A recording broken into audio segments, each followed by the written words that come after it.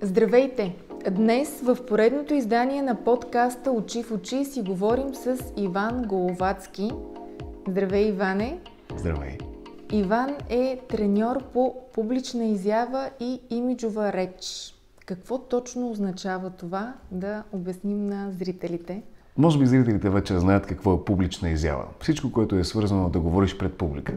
Понякога публичната изява може да бъде не само пред голяма аудитория, може да е в магазина или вкъщи.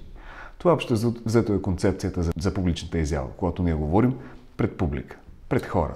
Имиджовата реч, по-скоро това е по-интересното. Точно. Имиджовата реч е много интересно и нещо ново за България. Имиджовата реч е работа с индивидуалните частици на човешкия глас. Когато ние взимаме много подробно разгледаме какво има в гласа, дали това предизвиква доверие, дали звучи приятно и красиво, това е супер важно, да предразполага. И ние работим с тези частици в гласа. Тоест, взимаме един глас, който, например, сега ще дам един забавен пример, който звучи леко по-стиснато, да речем, може би притеснително, и гласа изтънява, и когато дишам особено повърхностно, и звучи по този начин. И моята работа е да намерим тази дълбочина на човешкия глас. Тоест да включим други регистри, резонатори, да оформим речта с въздух и други интересни неща, може би сега няма да влизам в подробности, и да направим гласа красив, въздействащ и привлекателен. Всъщност тази дълбочина на гласа, това ли е причината да имаме усещането за сърдечност, когато някой срещу нас говори? Именно дълбочината или тук има и нещо друго? Ако говорим чисто технично, да, дълбочината е. Това е този глас, който излъчва емпатия. Той предразполага. Той е отпуснат. Звучи по-ниско и по-бавно. А защо ни е нужно да достигаме до тези извисени нива на работа с нашия глас? Всъщност, за какво ни помага това? Какъв е крайният резултат? Нека да взема... Крайният резултат може да бъде всичко. Нека да взема по-конкретен пример с някои от моите клиенти. Например, съм имал клиенти, които идват и казват: имал съм много хубава работа, но ме уволниха, защото говоря грубо. Но аз не говоря грубо. Как ще говоря грубо? И говоря грубо е така. И аз казвам, разбирам, със сигурност, вие не говорите грубо, т.е. нямате нищо предвид да бъдете груби, обаче гласа ви го излъчва. Тоест има едно такова разминаване между това, което изпитвам и това, което предавам. Гласът е инструмент за предаване на нашите вътрешни усещания, за нашите цели, за нашата комуникация. Той е като продължение на нашето тяло. И въздействието, ако не е в тюн, нашите емоции, нашия глас, ако не е в тюн, въздействието може да не е толкова ефективно, колкото ни се иска. Сега се сещам нещо много интересно, което ти преди си ми казвал, че ние всъщност никога не сме чували собствения си глас по начина, по който той звучи в реално време. И ми беше демонстрирал една техника, с която можем да го чуем. Да. Без изкривяванията, с които сме свикнали обикновено да се възприемаме. Можеш ли да разкажеш за нея? Разбира се, мога да я покажа. Обикновено ние си чуваме гласа по вътрешните кости, по вътрешните кухини. Най-вече по мандибулата, ето тази кост. Тоест, когато ние говорим, ние не си чуваме гласът така, като той звучи в стаята, а си го чуваме точно така, като вътрешните кухини ни го предават. И нашата задача сега в това упражнение е да си затворим мандибулата и ето така я изолираме, тази кост, с ръка, да, и втората. И така можем да си чуем гласа в стаята. И всъщност разликата е огромна. Да, хората доста се изненадват, когато разбират как всъщност гласа им звучи. Ти защо избра тази професия? Тук е доста личен този въпрос. Или тя те избра? Аз я избрах и тя ме избра. И двата варианта са верни. Първото, аз имах преди доста неприятен глас. Не ми харесваше този глас и ми беше срам. Особено пък някой, когато тръгна да ме записва, трябваше да взема, да отскубна телефона от ръката и да изтрия това клипче. Толкова ми беше срам и наистина не звучеше гласа ми добре. Сега звучи на международно ниво, в реклами, филми и в тренингите. Обаче гласът не ми беше такъв и моята ценност, нали, моята болка беше да намеря този красив, хубав глас, когато чува хората как говорят по телевизията и си казвах, това дали е талант или може да се тренира? Оказва се, че може да се тренира и ето сега тренирам хората. Сега като кажеш, че не си харесвал гласа, всъщност аз не познавам човек, който без да се занимава целенасочено с това да подобри гласа си, го харесва. Но пък нещо друго, което ми е интересно да те питаме, с оглед на това, че ти си роден в Украйна, живял си в България, в момента живееш в Лондон, живял си в Америка, т.е. гласа като даденост и като умение да бъде развит в тези различни точки, в които ти си попадал и пребивавал по-дълго. Има ли, примерно, държава, в която хората са с по-мелодични гласове, нали, това им е заложено, или пък всичко е въпрос на лично усещане и на лично старание, за да се случат нещата? Бих казал и двата варианти са верни, защото първият вариант, нали, има звуци, които са по-гърлени или по-ниски. В английски това е а, този, който падаме вече долу. Обаче може да го кажем зависи как ние се чувстваме, т.е. нашето самочувствие също определя нашия глас. Когато леко съм притеснен, тялото ми се стяга, раменете се вдигат, гласът ми става по-изтенен, защото искам да съм... Това е един такъв безопасен глас. Здрасти! Да, какво ще желаеш? Добре.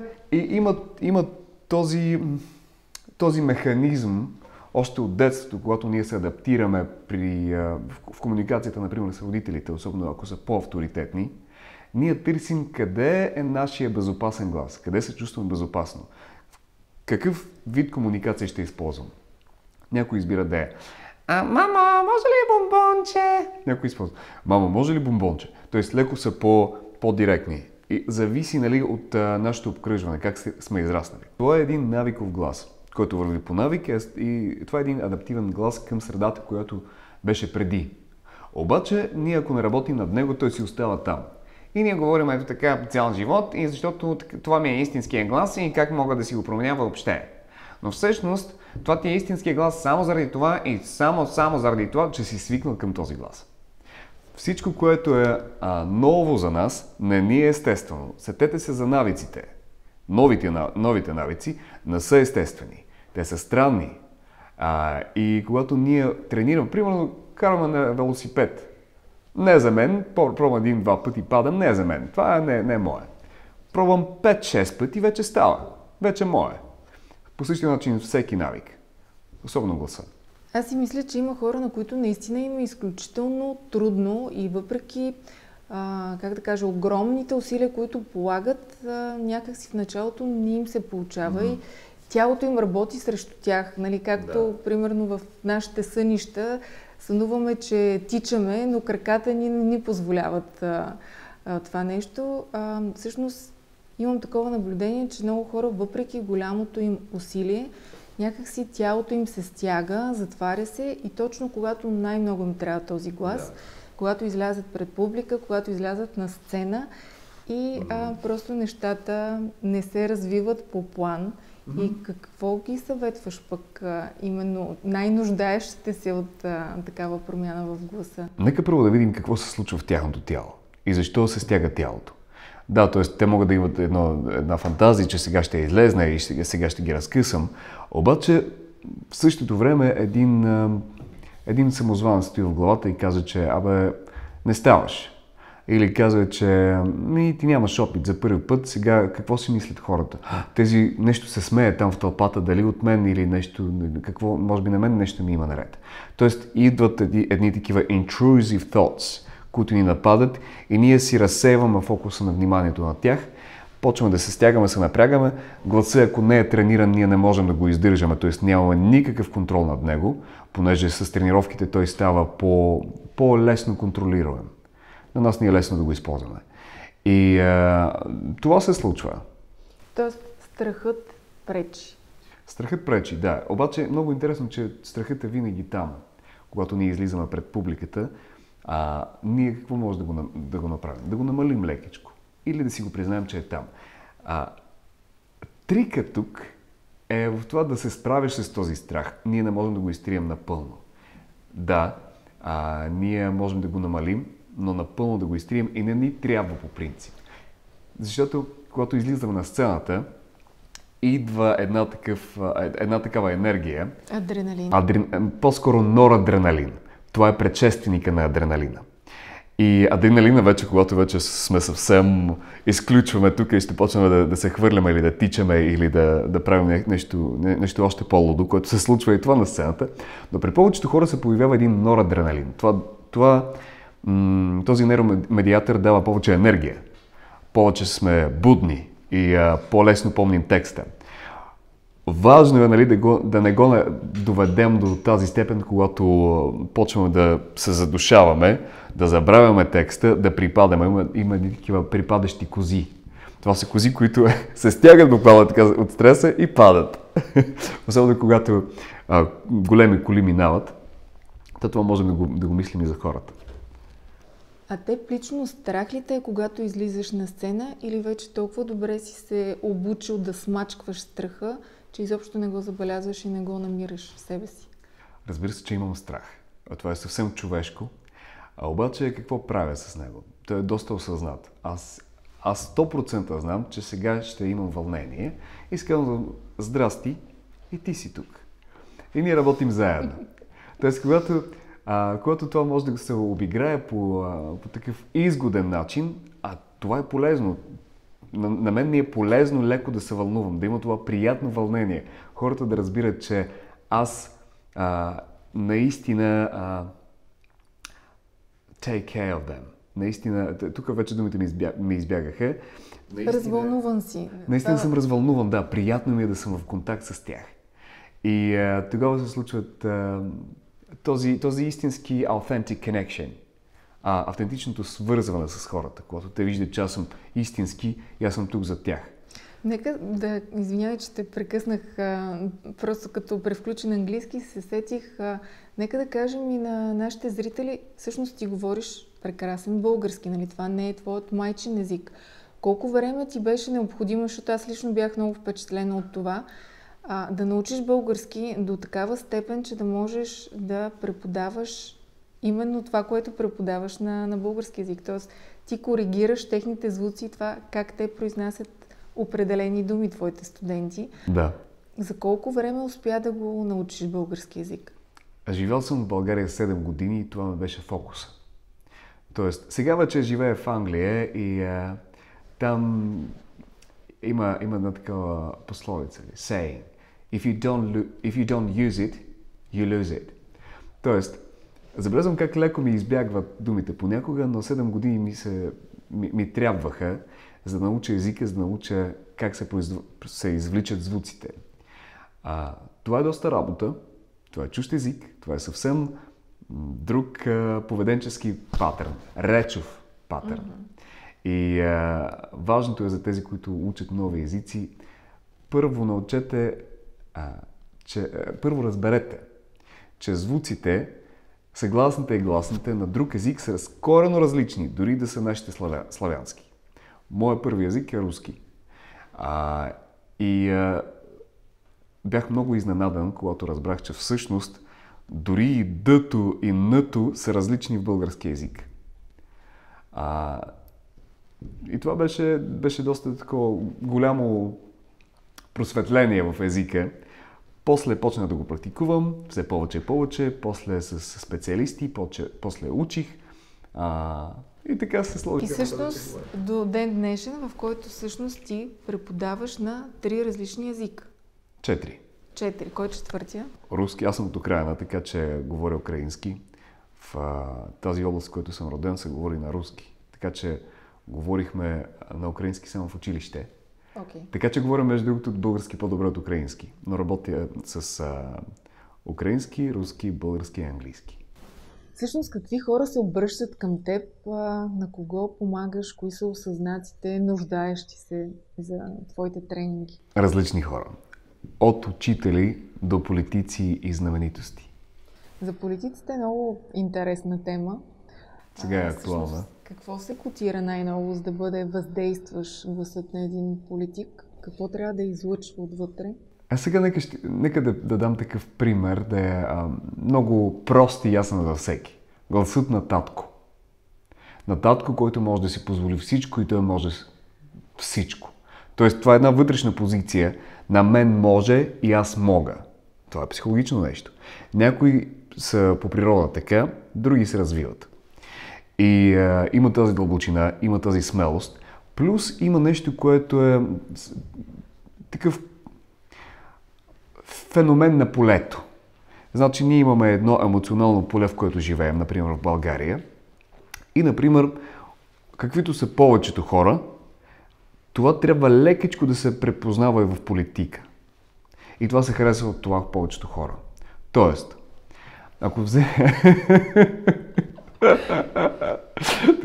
тук стават нещата остри, може би няма толкова да разказвам за това в подкаста, ще разкажа по-повърхностните неща. Така, гласът, който е по-дълбок, по-силен, по-уверен, това всичко го разбират, нали? Всички го разбират. Обаче нека да видим по-технично. Това, когато имаме една вибрация в гърдите, но тук гърлото е леко по-широко, гласът има една свобода, говори се от диафрагмата е свободно. Тоест, една силна позиция. Ние заимаме така или иначе различни позиции в комуникацията. И можем да вземем три основни позиции, за които се говори, например, в транзакционния анализ. И имаме основна позиция, първата позиция е родител. Родителска позиция. Аз знам повече, аз знам по-добре от теб. Детска позиция. Авторитет, да. Това е обаче крайност. Но тук менталитета в България и в Източна Европа, той е краен. Менталитета в Източна Европа и България е краен.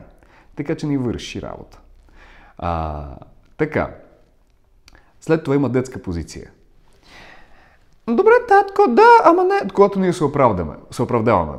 Почнеш ли да се оправдаваш, губиш веднага.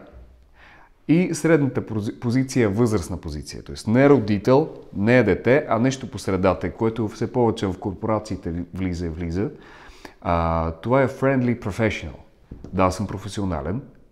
Да, и съм приятелски настроен. В Източна Европа нашия менталитет е такъв. Или цар, или роб. В Western Civilization, в западната цивилизация, има го това нещо friendly professional и хората често не го разбират въобще и ги си казват, тези са фейк. Не мога да разбера. Сякаш сме били приятели, после той пак ми е шеф и не разбирам. Тук или си цар и си студен и недостъпен, или си такъв... Ще пием ракия, ще говорим за gossips. Истината е винаги по средата. Когато аз мога да те разбера какви нужди имаш ти и да се ориентирам под момента сега. Тоест доста буден човек трябва да бъде. Емпатичен. Емпатията е ключа към присъствието и към въздействието. Тоест да се покажеш като сериозен, който в същото време обаче не се взима на сериозно. Да няма това стъпване отгоре, и поглед отгоре. Да. Всъщност, гласа може ли да ни направи по-красиви? Разбира се. За цялостното възприятие? Да. Така. Виждаме един човек, който влиза в стаята, докато не си отвори устата. Отваря си устата, здрасти, вече имаш различна представа за мен и за това кое съм, каква самооценка имам за себе си и колко може да ми доверяваш. Обикновено хората харесват такива тънички гласчета, защото са безопасни.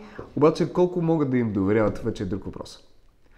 Дали има статистика, между другото, че хората с по-ниските и дълбоките гласове са по-високо платени. Интересно е. Много интересно, да. И това е точно за доверието. Дали човека е възрастен, дали е сериозен, можем да сме нежни и сериозни. Защото хората, доста жени идват при мен и искат, казват, аз съм бизнес дама, обаче искам да съм и нежна понякога. И как да ги съвместя тези две неща? Ти можеш да бъдеш нежна и сериозна. И това е толкова скъпо. Тоест, твоят имидж веднага се променя. Това как хората те възприемат също се променя. Променя се живота като цяло. Защото това, което излъчвам, се възприема от хората и хората реагират по определен начин на това нещо. И ти им диктуваш правилата, как да се отнасят към теб. Някъде си спомням, че съм чела някакво изследване за това колко процента от възприятието ни, първото възприятие за един човек всъщност се изгражда именно от гласа. И не си спомням точната цифра, но беше нещо високо, което първия път, когато го видях, много ме изненада. Да. Има това правило. Си го спомняш ти, със сигурност ти е минавало и на теб през очите. Това е вече старо, между другото. Да, гласът е важен. Сега ще... Доколкото се сещам 55, 35 и нещо друго. Тоест, невербалната комуникация, вербалната гласа и логиката, какво казваме. Всъщност, това нещо е много интересно. Това е едно старо изследване, което не е съвсем вярно. Тоест, 55% от невербалната комуникация. Да, важно е. Всички тези неща са важни. Обаче, ако вземем примерно Стивен Хокинг, той, да речем, не може да се движи въобще. И гласът му е електронен. Обаче тук вече съвсем това, което сякаш незначителното в изследване, отива на първо място. Тоест, ние оценяваме човека по няколко филтри. Визуален, как изглежда, аудиален, как звучи, смислов, какво говори и емоционално енергиен, който обединява всичко това, дали каква емоция носи, каква енергия има човек.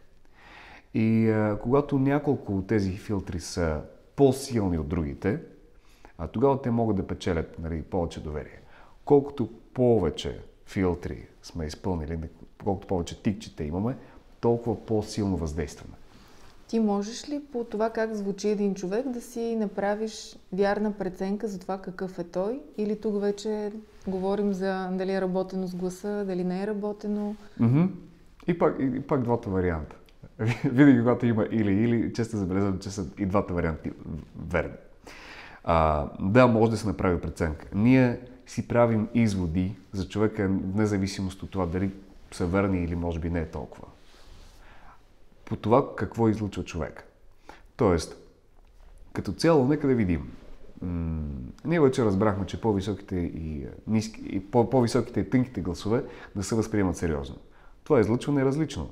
Тоест, ако човека говори по този начин, заима по-детска позиция, по-инфантилна позиция, тогава аз несъзнателно се изнасям в родителската позиция. От едната крайност, в другата крайност реагирам. Когато и обратно. Сега, докато говориш, аз се замислих за нещо друго, пък дали тази позиция, която казваш, че е много неизгодна с тънкия глас, пък не помага на хора, които просто искат да избягат от отговорност и това им е избрана лесна позиция. Подсъзнателно избрана лесна позиция, бих казал. Да, за да не бъдат натоварвани с излишни отговорности. Може би това си е изобщо позиция на човека по принцип, както ти казваш, неосъзната в живота. И това може да върши работа. Например, ако човека прави ногти. И с оглед на твоите курсове и твоите тренинги, всъщност, променяйки начина на говор, можеш ли изобщо да им промениш цялостната визия за живота им, за целите им, за отговорностите, които са готови да приемат? Какво се променя след твоите курсове? Окей. Ще разкажа историите за моите клиенти. Така с веднага усмивка ми се нарисува на лицето, защото много е топло да ги спомниш, когато те възхитено разказват за техните резултати. На миналия курс лекцията е 3 часа. Първата лекция. След първата лекция имах психоложка, която води групови сесии. И ми каза, че за първи път хората се е наредили на опашка само и само да поговорят с нея. И аз казвам, добре, радвам се, страхотно, какво използва различно? Какво направи нещо ново, което не си правила? Те каза съм взела това от курса, да създам контакт с хората, да бъда по-емпатична, плюс и свалих гласа. Те са наредили на опашка. И тя толкова възхитена беше, защото за първи път и се случва такова нещо. Такъв силен контакт е създала с своята публика. Със своите клиенти по-скоро тук. Следващия човек също ми сподели от същия курс как презентирал пред high profile people, Тоест, не съм сигурен как да преведа high profile people на български, между другото. Хора от... С по-висок социален статус. Точно. И той каза, че как щял да припадне и да почне да се задиша и да се накъса гласа, когато говори, нали, и забравиш какво искаш да говориш, но успял да се овладее и към това още да е получил удоволствие от самата презентация. И когато чуваш тези истории от един път, от 3 часа, това е невероятно. Тоест, виждаш как хората веднага го взимат, го използват и променят нещата в живота си. Нека да вземем нещо може би още повече като пример. Имах една клиентка, която идва и понякога те сами не знаят защо идват. И аз казвам, добре, окей, нека да видим какво имаме. И разбрах, че гласът е слаб, говорише с локален акцент, там откъдето е. И плюс към това, тя е учителка, има деца и каза, че децата не я слушат. След около 4 сесии с нея, тя дойде и каза, и аз тогава настръхнах, и ми каза, за първи път децата ме слушат. Моите деца за първи път ме слушат. Не, нейните. И учениците също, нейните лични деца. И аз тогава точно почвах да се занимавам, да преподавам и тогава настръхнах целия, защото тя си има деца на 8 години и за първи път тя казва, че почнаха да ме слушат. Да я чуват. Да я чуват, точно. Да, и да я чуват и да я слушат. И двете. И аз казвам, добре, какво тук направи различно? Почна да говоря с тях по-искрено, така като ти ми каза от градите, от градния регистр. И те му почнаха да ме възприемат сериозно. Ние там си говорихме за любовта и за по-тънките чувства, разбира се. Обаче това е като механика, тя го използва. А всъщност децата това си го усещат и те винаги търсят комуникация с по-искрения човек. Да, те го усещат. Дали човек е искрен. И супер важно, много е важно да сме искрени, когато използвам гласа си. Иначе това ще е някакъв voice-over, нали? Някаква игра. И хората чувстват, когато е фейк. Веднага доверието отива на нула. А истината е, че понякога не е фейк. Просто не знаем как да звучи искрено, колкото и да сме искрени. И това е много тъжно. Така е, да. Буквално няма кой да ни научи как да говорим по-искрено. Буквално нямаме тази среда, която да ни даде обратна връзка. Тук говориш искрено, тук не говориш. На курса, който в момента върви, има един мъж, който е много авторитетен и точно се учихме да говорим по-емпатично, по-искрено. И винаги във всяка група има една жена, която е проактивна и точно тази в нашата група беше така, ама ти въобще изглеждаш и звучиш по друг начин. Излъчването ти се промени и наистина така беше. Да, тъжно, че няма кой да ни научи да говорим по-емпатично. Аз мечтах за това нещо в училище. Защото веднага след училище почна да го уча. Просто е невероятно, когато ние можем всъщност с лекота да изразим това, което го има вътре. Вътре понякога може да има цяла вселена, а да казваме толкова от всичко, което чувстваме. И съответно следата, която оставаме след себе си, след въздействието, което искаме да окажем, зависи от това как ние можем да се свържим с другите. Всъщност мисля, че сега е момента и да кажем на нашите зрители, че в средата на ноември ние с теб ще направим един общ курс по имидж, комуникация и реализация, в който първата част с имиджа ще бъдем заедно лектори. Във втората с комуникацията, разбира се, това е твоето поле, в което ти ще предадеш всички твои знания, така че хората да могат да говорят по-искрено и да растат професионално. И в третата част аз ще говоря за реализацията, така че който има интерес, ще сложим линк тук под подкаста и може да влезете и да разгледате подробности за този курс. Развълнуван ли си? Винаги съм развълнуван, защото аз винаги вкарвам нещо ново във всеки курс, който правя. Нещо ново, понеже за мен е важно. Когато няма нищо ново или когато го въртя едно и също, на мен ми е скучно. Аз го правя за свое удоволствие. И го правя така, че и на другите да им в удоволствие, да им полезно и съм приятно развълнуван със сигурност. И всъщност тези три части с имидж, комуникация и реализация, те са толкова свързани помежду си. Да. Комуникацията е част от нашия имидж. Използваме я, за да се реализираме в независимо в коя професия и професионална сфера, но освен това тя ни помага и в реално всяко едно отношение, което имаме с било то деца, партньор, професионално отношение или пък дори и с случайните хора, които срещаме и остават завинаги с първо впечатление от нас. Абсолютно. Да. Когато ние не успеем да въздействаме, а гласът е основното средство за въздействие, тогава това е като транзакция. Нали? Ние изпращаме запитване. Ако запитването беше формулирано правилно и хубаво, така че да е приятно. Има клик. Има клик. След това, нали, се обработва от човека, усеща се послевкусието дали доверявам или не доверявам, харесва ми, не ми харесва и обратна връзка. Всъщност това не е ли част от харизмата? И може ли изобщо чрез правилната комуникация да станем по-харизматични за общуване? Абсолютно, да. Когато комуникацията предава нашите вътрешни ценности, които носят много достоинство в себе си, това е харизмата. Когато ние не сме се свили, стегнали и не си позволяваме въобще нищо в този живот и да кажем една по-смела дума, тогава разбира се, че ние се загасяме. Това може да бъде, защото примерно ние не сме имали средата, която ни предразполага към това.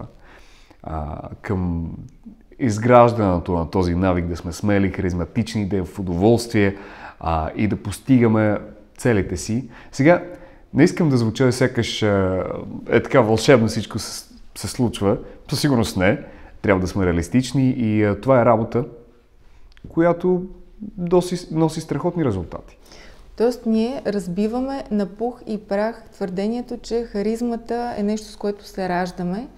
Ние можем да създадем харизма и всъщност това може да стане и в рамките дори на много кратко време, стига да имаме правилния инструментариум. Аз смятам, че всеки е роден с определена харизма. Обаче нещо ни се случва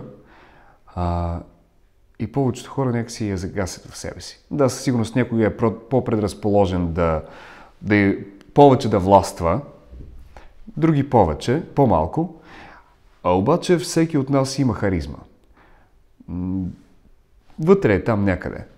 А какво е мястото на манипулацията, овладявайки всички тези техники на гласа, за които говорим с теб и за които в подробности, нали, ти разказваш и ще разкажеш и на предстоящия курс?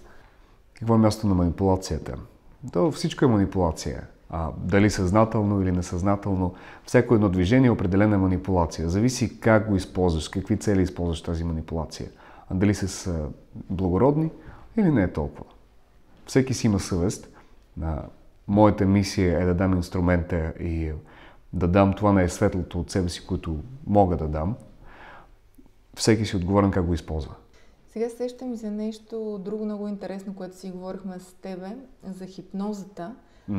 И така ти беше доста развълнуван по тази тема. Сигурно съм, че това, което ще споделиш за нея, ще изненада и много хора, както лично и мен, защото аз като чуя хипноза и си представям някаква шашма, нали, нещо, което не е реално. Да. И това, което ти каза, беше много искрено и много ме впечатли. За крака ли? Да. И не само. И за това как успяваш всъщност да се поставиш в едно състояние, така че да изглеждаш много енергичен, свеж, да излезеш пред публика, да си свършиш работа и никой да не разбере, че не си спал, колко си изморен, каквото се е случило. Да се самохипнотизираш. Точно, аз съм ти разказал и за презентацията, която трябваше да износям пред една международна организация, която е в подкрепа за жени, за бизнес ladies. Но нека да се върнем към хипнозата. И като цяло аз бях много скептичен, когато почвах да уча психотерапия. Бях супер скептичен към хипнозата и си мисля, окей, хипноза, Трябва да го мина този модул, защото просто трябва, ако искам да продължа нататък с обучението. И почна да го използвам на себе си и се изненадах, защото ние първо го използвам на себе си, след това на колегите и след това на клиентите. И се изненадах колко работи.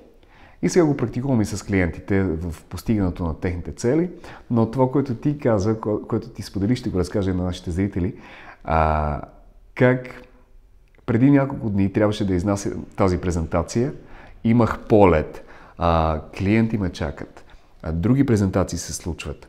Още преподавам за едно от най-големите училища в света по презентационни умения. И там неща се случват. И нямах никакви сили и не съм спал. Нула сили. И си мисля, окей, какво ще правя? Има вариант да им се обадя на хората си взели билети и очакват да им дам това ценно, което аз съм си го подготвил, го правих с любов толкова и да им кажа, че не мога, да ми стигат силите. Или последният вариант ми беше правя си хипноза и да видя дали това ще ми помогне, защото не съм го използвал чак в толкова екстремна ситуация за мен. На мен самият, а не на някой друг. Сядам в това състояние, изчиствам всички тези хиляди неща, които ми взимат енергията, чисто мисловно, когато мислиш за 1000 неща, това те изсмуква. Трябва да се успокоиш. След това намирам едно ресурсно състояние, което ме подхранва. Ми дава повече енергия. Отивам, хората, се опитвам да не общувам с хората, да си to save my energy. После включвам се, възхитително презентирам, хората са мега доволни, прекрасни отзиви получих от тази изява. Никой не забелязва и аз после разказвам на Иво, човека, който създаваме тренинги. Аз му казвам, речеше ли, че бях много изморен? И так, не, нищо ти няма, страхотно беше. И тък му свършихме и аз. Просто хората искаха с мен да си говорят, аз няма сили. Тръгвах си, беше страхотно. Тръгвах си и спах много дълго и щастливо след това. Всъщност сега си се и самохипнотизирал и за кръка, който се скълчи вчера. Да, вчера ходих на Витоша, това беше много спонтанно. Бях неподготвен с едни хлъзгави обувки. Изкълчих си кръка, извикахме спешна помощ и с един джип се качи на планината и ме взе. Не съветвам такъв типов off-road забавление, защото беше ужасно, не можах да стоя си на планина и страшно. Тогава, разбира се, не ми идваше никакви мисли за хипноза, ми идваше дали ще успея да си свърша работа. Хората дойдоха, ме взеха и ме закараха обратно долу. И миналата вечер не можа да стъпвам. Буквално се предвижих с помощта на приятелите. Миналата вечер направих си хипнозата, събудих се, вече мога да стъпвам и да ходя. И планирах да ходя да си правя рентген тази сутрин, отказах се. Нищо ми няма, приятели. Ако ви имате притеснение, отидете, направете си рентген, това е правилно да правите. Но аз усетих, че просто е много наранен кръка и има много силна болка. И само това е. И направих хипнозата и дойдох. За притъпяване на болка. За притъпяване на болка, не за лечение, на нещо друго, да не звучи фантастично, за притъпяване на болка. Абсолютно. Ако за лечение не сраства костите хипнозата, подпомага за болката и подпомага за по-бързото възстановяване. Обаче говорим за лечението, има изследвания. Аз се занимавам само с evidence-based hypnosis, т.е. научно доказана хипноза с изследвания. Ние направим Милтън Ериксън, защото там просто няма изследване, че работи. И тази хипноза, която аз практикувам, има изследване, че е по-ефективна, например, за IBS, за синдрома на раздразненото чрево и за HPV вируса при жените. Така че, ако говорим за лекуване, това със сигурност помага с хипнозата. И много други неща. Темите, на които можем да си говорим с теб, са неизчерпаеми. Ще трябва да те поканим пак, за да не става прекалено дълъг този епизод. Но на мен ми беше изключително приятно за хората, на които им е станало интересно за курса, нашият общ курс с Иван. Ще сложим малко повече информация отдолу, така че разгледайте в описанието и ще намерите линк. Това беше всичко от нас в този епизод. И ако ви е харесал, не забравяйте да натиснете бутона Subscribe, за да може първи да разбирате, когато качваме нов епизод в подкаста.